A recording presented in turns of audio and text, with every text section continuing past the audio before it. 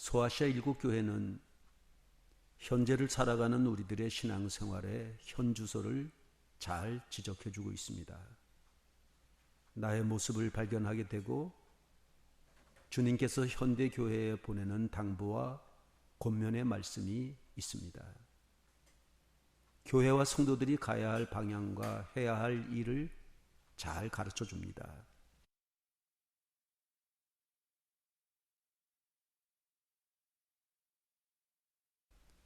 AD 1819년에서 1893년에 활동한 교회 역사가 필립 사프는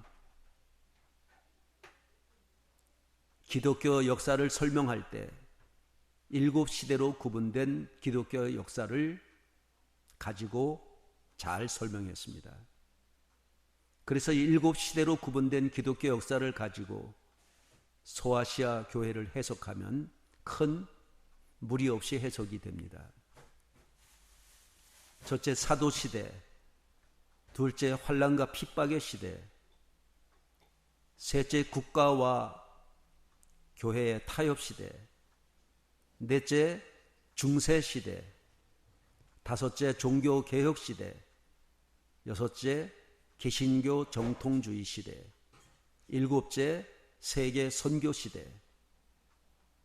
여기에 7교회가 딱 들어맞게 됩니다.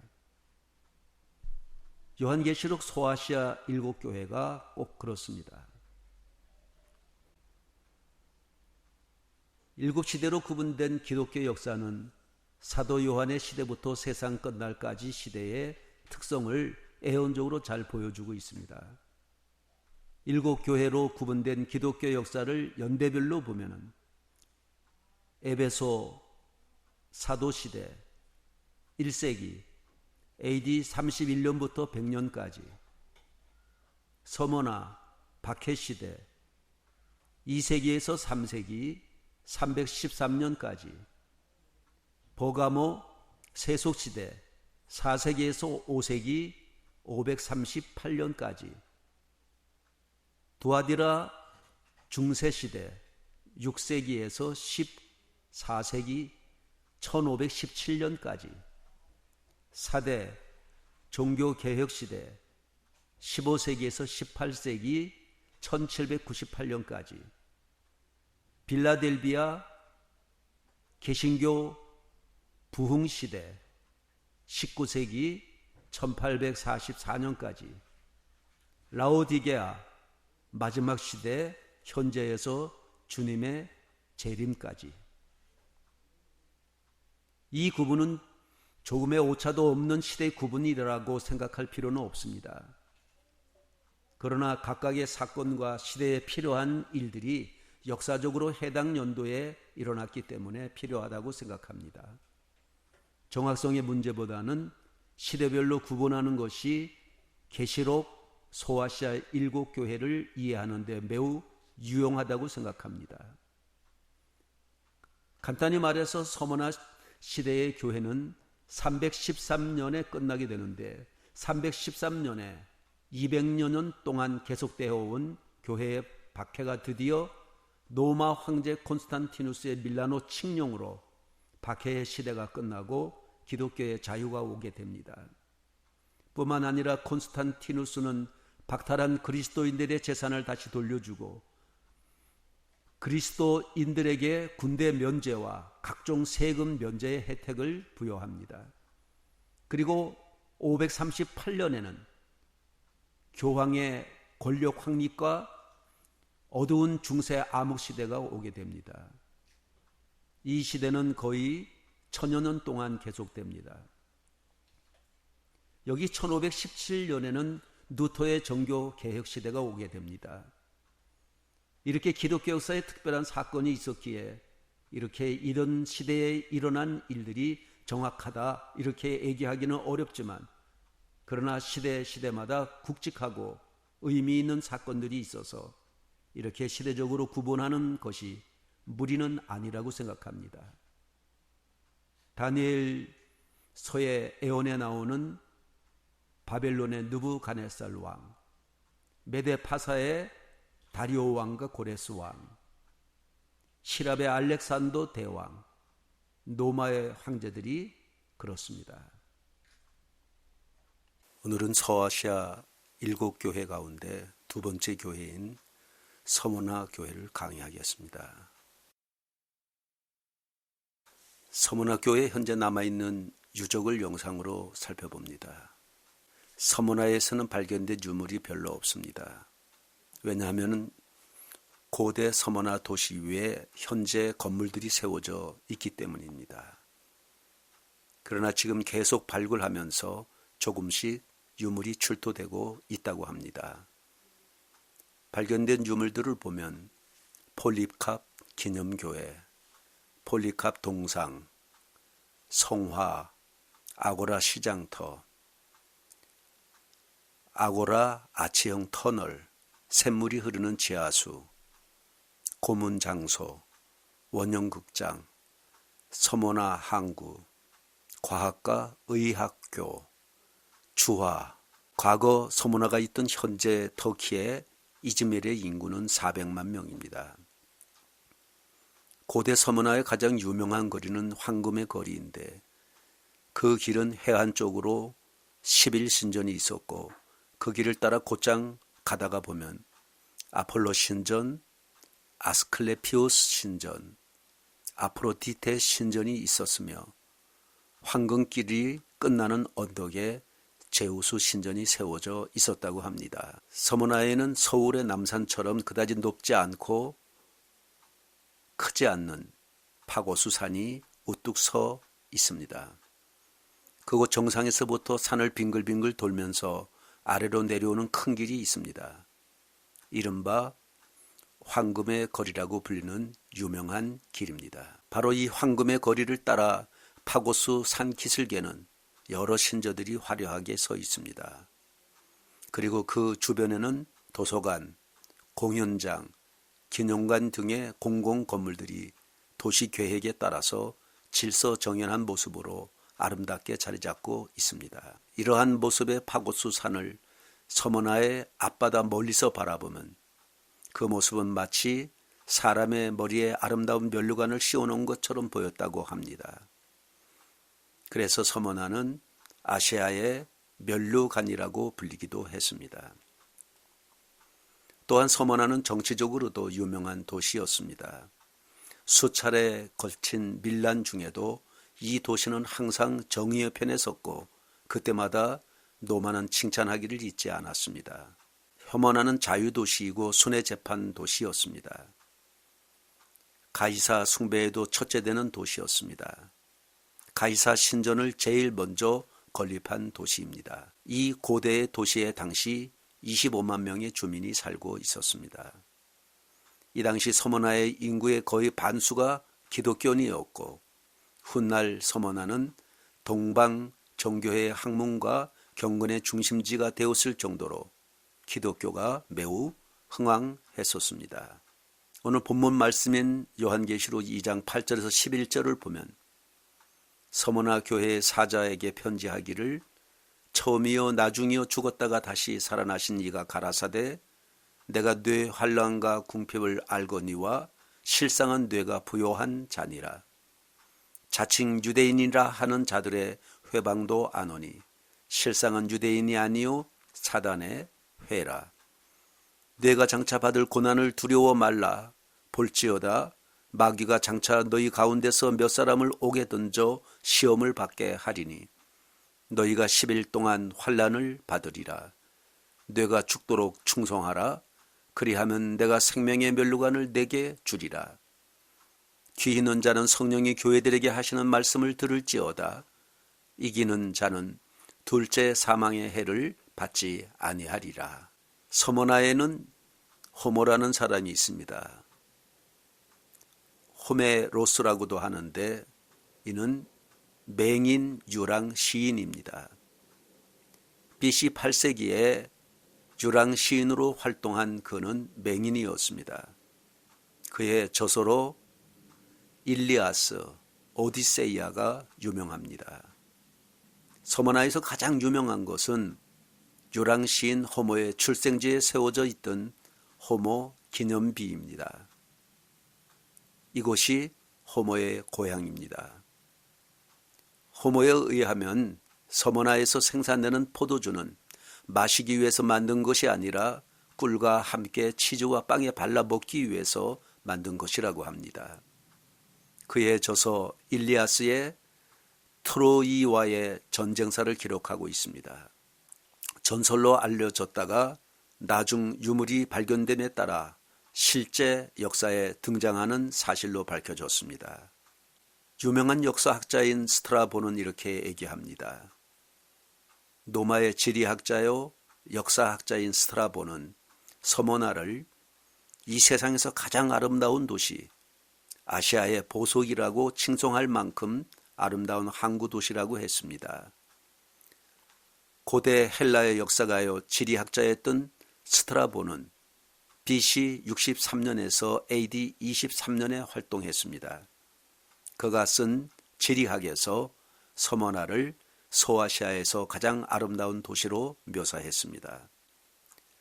그 당시 서머나의 모든 건물들은 이미 도시 계획에 의해서 아름답게 건축되었다고 합니다. 지리학자요 역사학자인 스트라보는 로마 황제 아우구스투스의 말기와 티베리우스 초기의 통치 지역들을 묘사하면서 서머나를 최고의 아름다운 도시라고 묘사했습니다.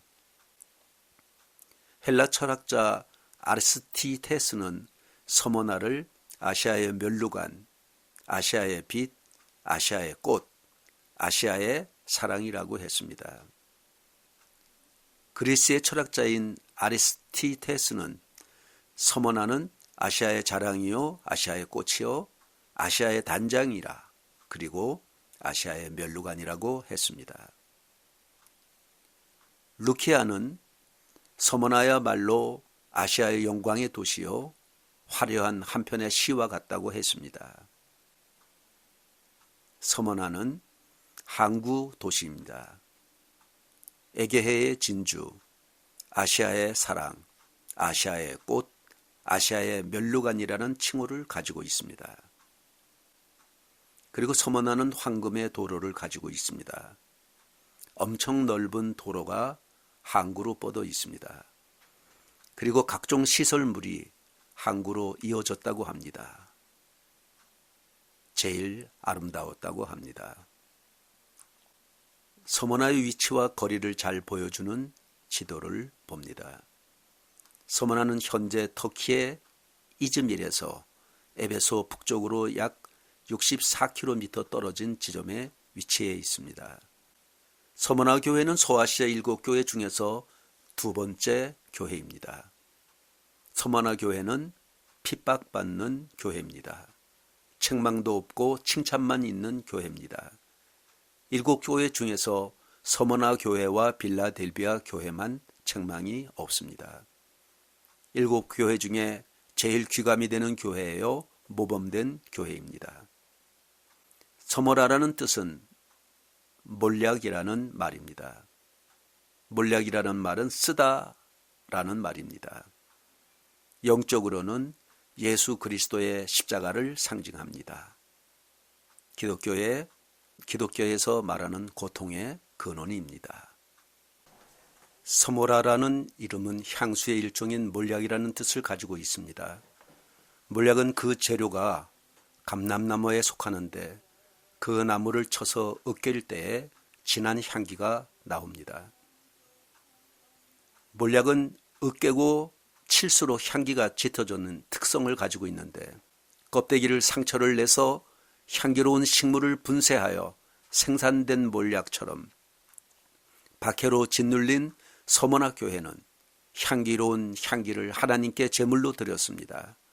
마치 성소의 감람류처럼 7교회 중에서 제일 핍박이 많았고 또 핍박이 심했고 순교의 역사가 많았습니다. 고난 속에서 활짝 핀 교회가 서머나 교회입니다. 서머나 교회의 설립을 봅니다. 사도행전 19장 10절에 이같이 2해 동안을 하매 아시아에 사는 자는 유대인이나 헬라인이나 다 주의 말씀을 듣더라. 서머나 교회는 사도 바울이 설립했고 사도 요한이 순회 목회하여 그의 제자 폴리캅이 목회하다가 순교한 교회입니다. 사도행전 19장 10절에 아마도 이 교회는 바울이 에베소 사역 중에 설립되었을 것으로 추측이 됩니다. 디모데가 초대 감독이고 브루스길라와 아굴라 부부, 바울이 순교하고 사도 요한이 수은에 목회한 것으로 추측이 됩니다. 세계 1차 대전까지도 서머나는 인구의 5분의 4가 그리스도인이었다고 합니다. 7교회 중에 현재 유일하게 남아있는 교회입니다. 이 교회에는 6세기에 건축된 폴리캅 기념 교회가 있습니다. 서머나 교회는 7교회 중에서 유일하게 지금까지 남아있는 교회입니다. 지금의 교회는 6세기에 세워졌던 폴리캅 기념 교회입니다.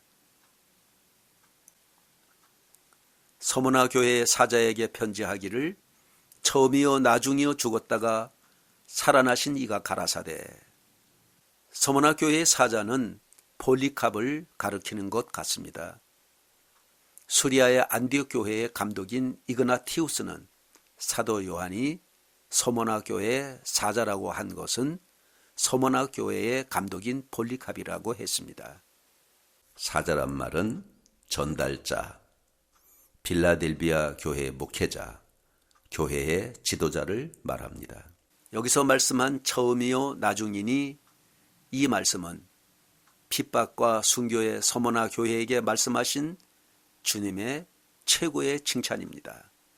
처음이요 나중은 이런 상황에서 무슨 일이 일어난다 해도 부활하신 그리스도께서는 처음부터 나중까지 그들과 함께 하신다는 격려의 말씀입니다.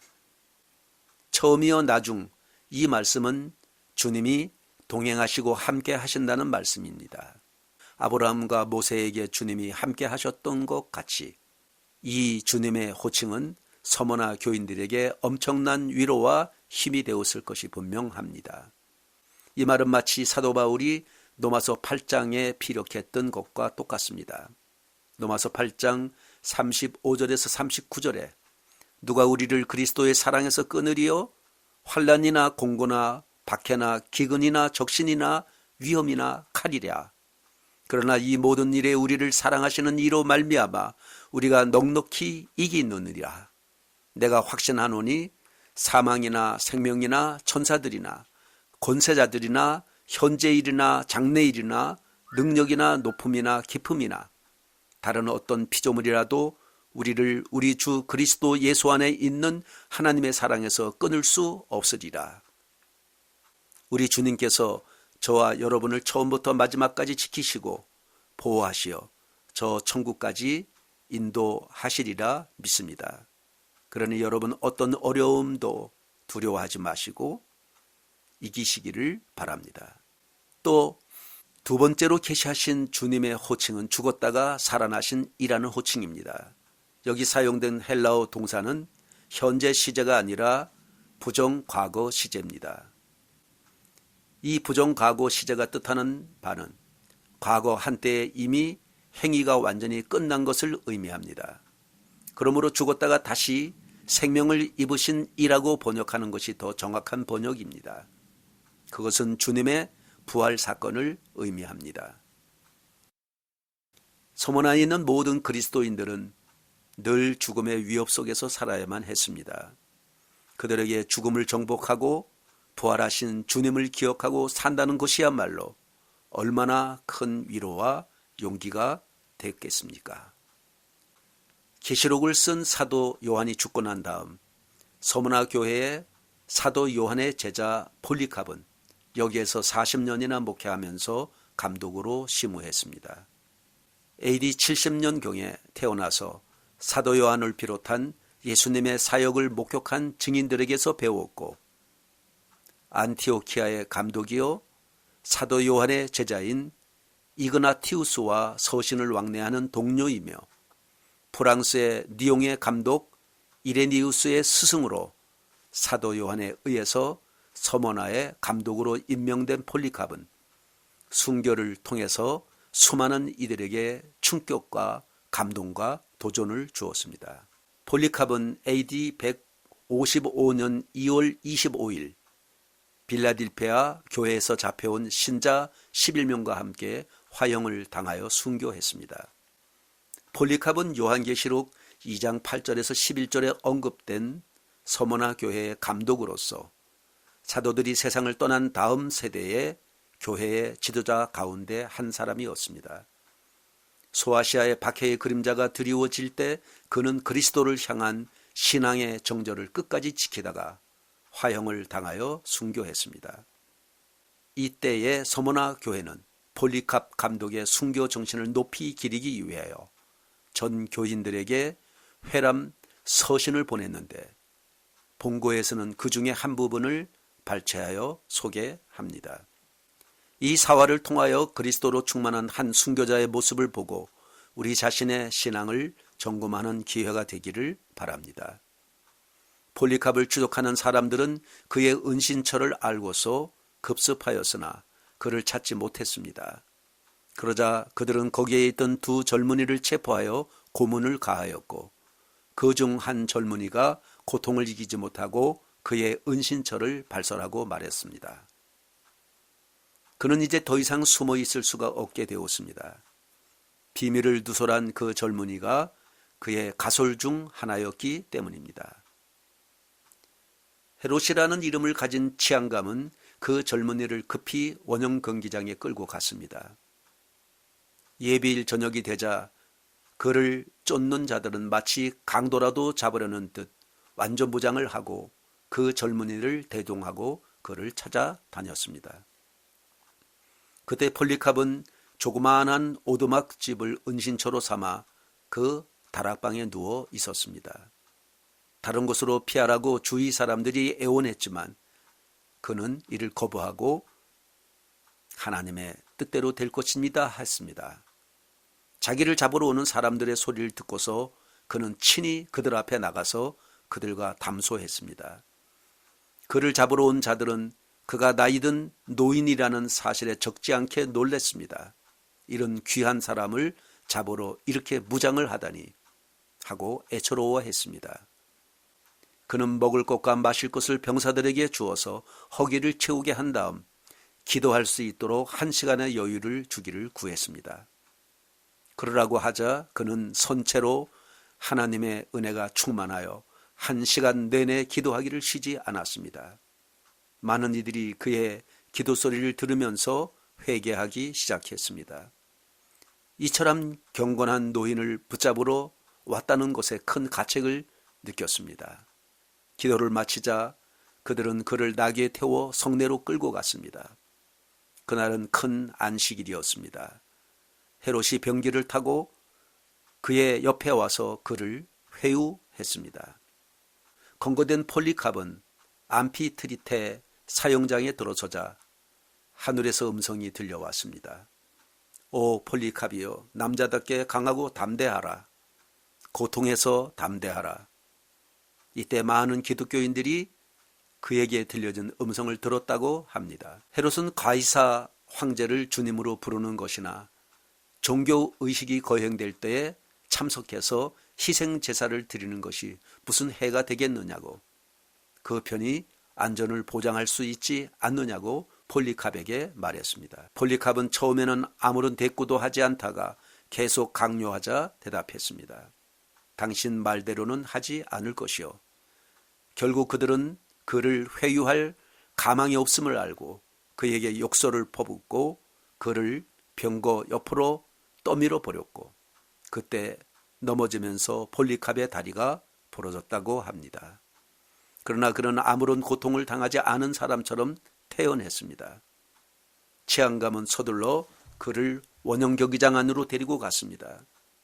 경기장 안은 군중들의 떠드는 소리로 말소리로 알아들을 수 없을 정도로 시끄러웠습니다. 폴리캅이 경기장 안으로 들어올 때에 오 폴리캅이여, 강하고 남자답게 담대하라 라는 소리가 하늘로부터 났습니다. 누가 그 말을 했는지 아무도 본 사람은 없으나 그때 함께 그곳에 있던 우리 믿는 형제들은 분명히 그 소리를 들었다고 합니다. 폴리캅을 잡았다는 소식이 전해지자 군중들의 소요는 더욱더 커졌습니다. 그가 앞으로 나오자 집정관이 그에게 이름을 물었고 폴리캅이라고 하자 그는 그에게 그리스도를 부인하라고 회유했습니다. 당신의 나이를 생각하십시오. 황제의 이름으로 맹세하십시오. 회개하고 회개하라 했습니다. 무신론자들은 여기서 그러나 폴리캅은 경기장에 운집한 사악한 이방 족소들에게 정색을 하고 그들에게 손을 흔들며 무신론자들은 물러가라고 외쳤습니다. 집정관은 맹세하라, 그리스도를 욕하라, 그러면 그대는 자유를 얻을 것이라고 했습니다. 이때 폴리캅은 이렇게 외쳤습니다. 내가 86년 동안 그분을 섬겨왔지만 그분은 내게 절대로 해를 입히신 일이 없습니다. 그런데 내가 어떻게 나의 왕이요 나의 구주이신 그분을 욕할 수 있겠습니까? 황제의 이름으로 맹세하라고 계속 강요하자 그는 이렇게 대답했습니다. 당신이 내가 누구인지 어떤 사람인지 알지 못하는 체 하면서 나에게 황제의 이름으로 맹세하라고 자꾸 재촉하는데 내가 똑똑히 얘기할 테니 잘 들으시기 바랍니다. 나는 그리스도인입니다. 기독교 교리에 대해 배우기를 원한다면 나를 하루 잡으십시오. 그러면 내가 가르쳐 드릴 것입니다. 이에 집정관은 군중들이나 설득해 보라고 했습니다. 그러나 폴리캅은 계속해서 이렇게 말했습니다. 당신에게는 나의 믿는 바를 전해주는 것이 옳다고 생각하오만 우리는 하나님께서 세우신 위에 있는 모든 권세를 존귀하게 여기라고 배웠으니 말입니다. 그러나 저 사람들에게는 전해줄 가치가 없다고 믿습니다. 그러자 집정관은 맹수들이 대기하고 있으니 만일 그대가 회개치 않는다면 그대는 저 맹수들에게 던져줄 수밖에 없느니라고 했습니다. 폴리캅은 그렇다면 맹수들을 부르시어 우리는 악한 것을 받아들이기 위해 선한 것을 회개하는 그런 일에 익숙하지 못합니다. 그리고 악한 세상에서 의로운 세상으로 들어가는 것이 내게는 참 좋은 일입니다.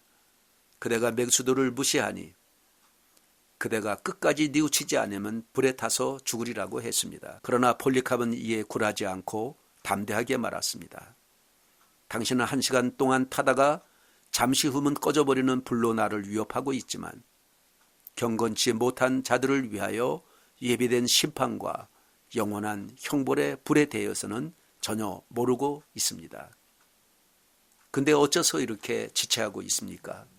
당신이 원하는 대로 속히 시행하십시오. 이런 이야기를 하는 동안 그는 확신과 기쁨으로 차 있었고 그의 안면에는 은혜가 충만했습니다. 신문을 통해서도 그런 모습이 전혀 흐트러지지 않았습니다. 오히려 집정관이 놀라서 전령을 시켜 경기장의 군중들에게 폴리캅이 스스로 그리스도인이라고 고백했다고 3번이나 선포하게 했습니다. 그러자 서모나에 사는 모든 이방인들과 유대인들은 분노를 억제하지 못하고 크게 소리 질렀습니다.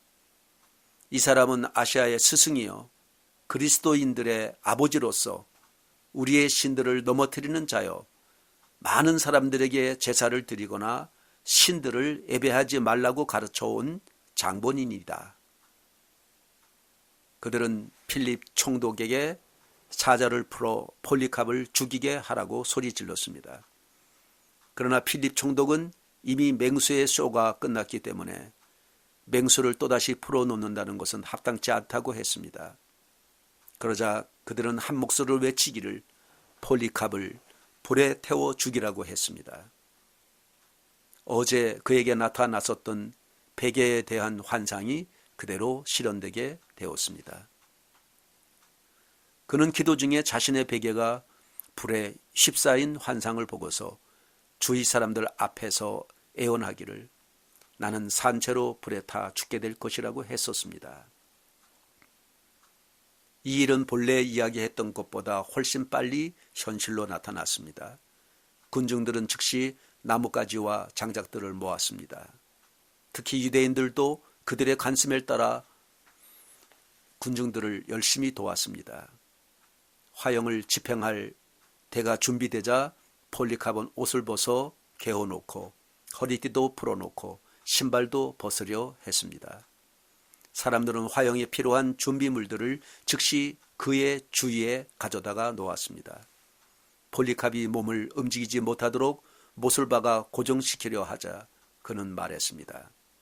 나를 그대로 두시어 불길을 참아 견디도록 내게 힘을 주실 그분께서 그들이 못으로 나를 고정시키지 않아도 내가 장닭더미 위에서 꼼짝하지 않고 끝까지 있게 해 주실 것입니다. 그들은 폴리캅을 못으로 고정시키지 않고 그냥 묶고만 놓았습니다. 그는 마치 희생제물로 드려지기 위해 많은 무리 가운데서 뽑힌 어린 양과도 같이 양손이 뒤로 묶인 채 하나님께서 기뻐 받으실 제물이 될 차비를 하고 있었습니다. 그는 하늘을 우러러 보며 이렇게 기도했습니다. 오 전능하신 주 하나님이여, 주의 사랑하는 아들 예수 그리스도의 아버지시여, 주께서 저를 오늘 이 시간을 위해 합당한 자로 여기시고 그리스도의 잔을 함께 마시고 수많은 주의 순교자들의 반열에 들어가게 해주시고 또한 성령의 능력으로 썩지 않고 영원한 생명의 부활을 기다리게 해주시니 참으로 감사합니다. 영원토록 신실한 주께서 미리 예정하시고 저에게 보여주신 대로 오늘 저를 주 앞에 향기로운 제물로 받아 주옵소서. 이 모든 일에 대해 주를 찬송하오며 주께 영광을 돌립니다. 영원히 살아계신 예수 그리스도와 성령님께 지금부터 영원토록 영광이 있을지어다. 아멘. 기도를 마치자 화형 집행을 위해 지명된 자들이 장작더미에 불을 지폈습니다. 불꽃이 거세게 피오를 때에 그 자리에 서서 그 광경을 보던 우리들은 놀라운 이적을 목격했습니다. 우리가 살아남은 것은 바로 그때에 일어난 일을 다른 이들에게 증거하기 위함이라고 여겨졌습니다. 거세게 일어나는 바람을 맞으며 불꽃이 갑자기 아치 모양이 되더니 순교자의 몸 주위를 비껴서 타오르는 것이었습니다. 그리고 폴리캅은 불에 타서 시커멓게 된 것이 아니라 마치 구워주고 있는 빵처럼 아니면 용광로에서 타는 금이나 은처럼 되었습니다. 더욱이 당닭더미에서는 마치 몰량 냄새와도 같은 아주 향기로운 냄새가 넘쳐났습니다. 사람들은 그 냄새를 폴리캅의 순교의 향기라고 했습니다. 폴리캅은 화형을 당할 때 원형 경기장 안에는 지금까지 맡아보지 못했던 향기가 가득했다고 합니다. 당시 사람들은 그 향기를 일컬어 폴리캅의 믿음의 향기, 거룩한 순교의 향기라고 불렀습니다. 결국 그 악한 자들은 불로도 그의 몸을 태울 수 없다는 것을 알았는지 사형 집행인을 시켜서 단검으로 끈을 찌르게 했습니다. 그러자 엄청나게 많은 양의 피가 한꺼번에 쏟아져 불이 거의 꺼질 지경이 되었습니다. 수많은 사람들은 불신자와 하나님의 택한 백성이 이렇게 다르다는 사실에 크게 놀랐습니다. 이 경건한 폴리캅이야말로 하나님의 택한 백성이요, 우리 시대의 사도요, 선지자요, 교사였으며 서머나 교회의 감독이었습니다. 그러나 하나님의 의로운 백성들의 원수인 집정관은 폴리캅의 그 감동적인 순교 장면을 목도하고서 악의와 시기가 가득했습니다. 그러나 폴리캅은 그의 상금을 받았습니다. 그들은 그 순교자를 기념할 만한 것은 아무리 작은 것이라도 사람들이 취하지 못하도록 언금하였습니다. 그러나 많은 사람들은 그런 기념물들을 갖기를 원했고 그의 거룩한 육체를 소유하고 싶어 했습니다. 그리고 집정관은 헤롯의 아버지이며 알세의 형이기도 한 네세테스에게 명하여 폴리캅의 시체를 사람들에게 내어주지 말고 반드시 땅에 묻도록 총독에게 탄원하였습니다. 그는 말하기를 사람들이 십자가에 달린 그리스도를 버리고 다시 이 사람 폴리캅을 경배하는 일이 있어서는 절대로 안 된다고 했습니다. 그가 그런 말을 하게 된 것은 유대인들의 부추김 때문이었습니다. 유대인들은 우리가 폴리캅을 불길에서 꺼내려 하는 것을 보고 우리가 폴리캅에게 경배할 것으로 오해한 것입니다. 십자가에 달리사 온 세상 사람을 위해 목숨을 버리신 그리스도를 우리가 절대로 버릴 수 없으며 또한 다른 어느 누구에게도 경배할 수 없다는 것을 그들은 알지 못했던 것입니다. 우리는 하나님의 아들이신 그리스도께만 경배를 드립니다. 주님을 따르는 자여, 그의 제자들인 순교자들에 대해서는 우리의 왕께 드린 그들의 그 숭고한 희생을 높이 기릴 뿐입니다. 우리도 그 순교자들과 함께 그리스도의 제자들로서 합당한 길을 갈 것입니다.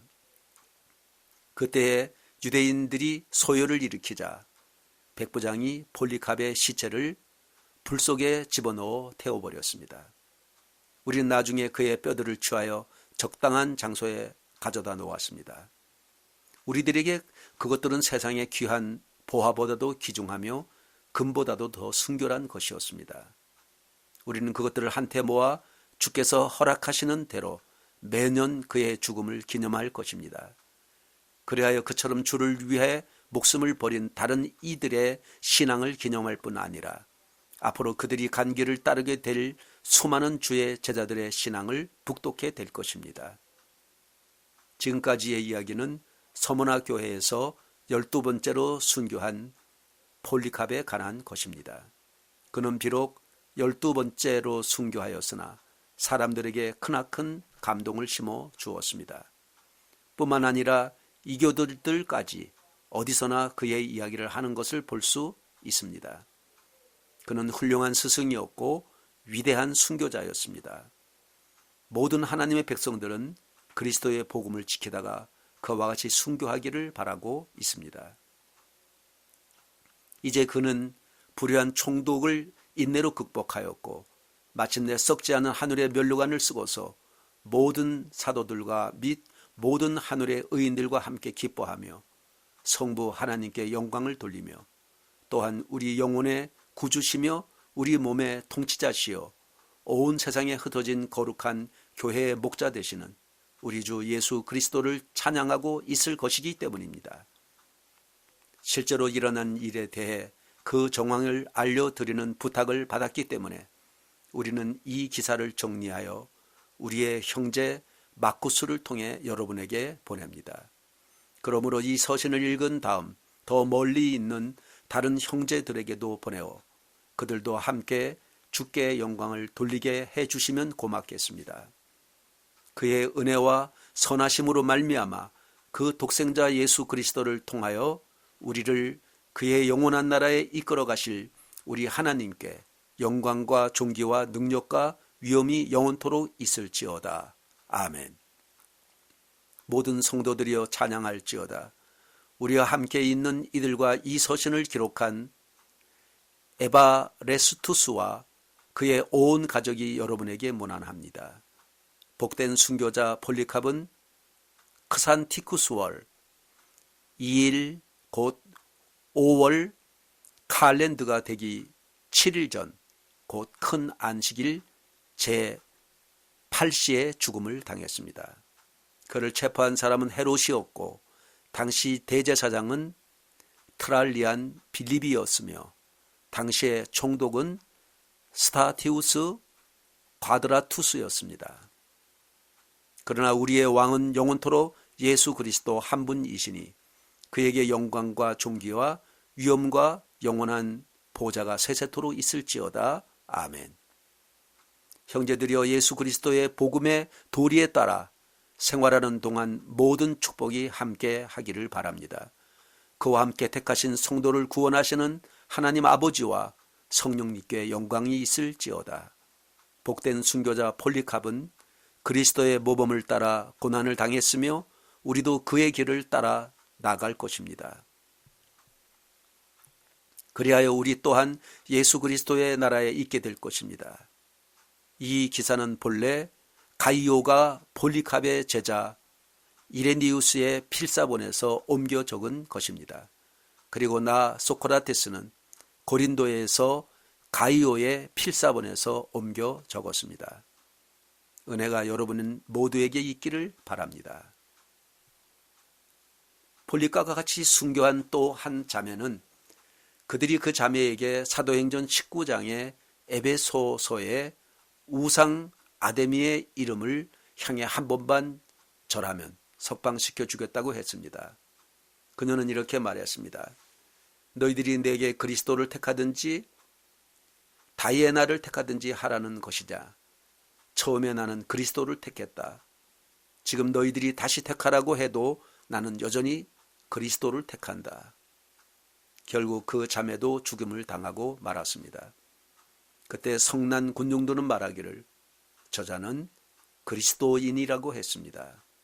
프랑스의 레이몽드라는 유명한 화가가 있습니다. 폴리캅이 순교하는 장면을 그린 화폭 끝자락에 두 손이 묶인 채 서 있는 낯선 사람이 있는데 그가 바로 이 그림을 그렸던 레이몽드 페레어입니다. 그는 성화를 봉헌할 때 자신도 항상 주님 앞에서 폴리캅처럼 순교자의 모습으로 살아가고자 화폭 끝자락에 자신의 초상화를 그려 넣었다고 합니다. 폴리캅의 순교는 마치 스데반이 순교할 때의 기도를 보는 것 같습니다. 사도행전 7장 15절에 공회 중에 앉은 사람들이 다 스데반을 주목하여 보니 그 얼굴이 천사의 얼굴과 같았더라. 사도행전 7장 59절에 저희가 돌로 스데반을 치니 스데반이 가로되 주 예수여 내 영혼을 받으시옵소서. 사도행전 7장 60절에 무릎을 꿇고 크게 불러 가로되 주여 이 죄를 저들에게 돌리지 마옵소서. 온 천지가 마치 스데반의 순교 앞에 모두 머리를 숙이게 하는 장면 같습니다. 스데반의 순교는 아가서 2장 2절에 가시나무 가운데 핀 백합화를 연상하게 합니다. 스데반의 순교를 바로 앞에서 지켜보았던 가시나무와 같고 짐승과 같았던 바울을 기독교로 개종하게 합니다. 바울의 동물 같은 모습을 꺾어버리고 고개를 숙이게 합니다. 한마디로 말하면 가시나무 가운데 핀 백합화입니다. 주위 스데반에게 돌을 던진 자들은 모두 가시나무입니다. 승리는 힘이 아닙니다. 영혼들을 사랑하는 스데반의 모습과 의를 위한 스데반의 순교가 승리를 하는 것을 보여줍니다. AD 160년에서 220년에 활동했던 초대교회 교부인 터툴리아는 순교자의 피는 교회의 씨앗이고 순교자의 피는 교회의 씨에 물을 준다라고 했습니다. 노틀담 대학의 신학과 교수로서 초대교회 기독교를 가르치는 자유주의 신학자 캔디디아 모스도는 순교자들의 죽음은 기독교를 존재하게 했던 필수적인 요소였다고 했습니다. 요한복음 12장 23절에 한 알의 밀이 땅에 떨어져 죽으면 많은 열매를 맺는다고 했는데 이 말씀의 열매가 순교자의 죽음입니다. 내가 뇌 환난과 궁핍을 아노니 실상은 뇌가 부요한 자니라. 자칭 유대인이라 하는 자들의 회방도 아노니 실상은 유대인이 아니요 사단의 회라. 서머나 교회의 환난과 핍박의 이유를 봅시다. 외적으로 서머나 교회는 초라한 교회입니다. 계시록 2장 9절의 표현대로 하자면 환난과 궁핍이 있었던 교회입니다. 여기 환난이란 말은 짓누르는 압박을 뜻합니다. 그리고 여기 궁핍이란 단어는 단순히 생계를 꾸려가는데 어려움을 뜻하는 것이 아니고 너무 가난하여 전혀 아무것도 가지지 못한 상태를 말합니다.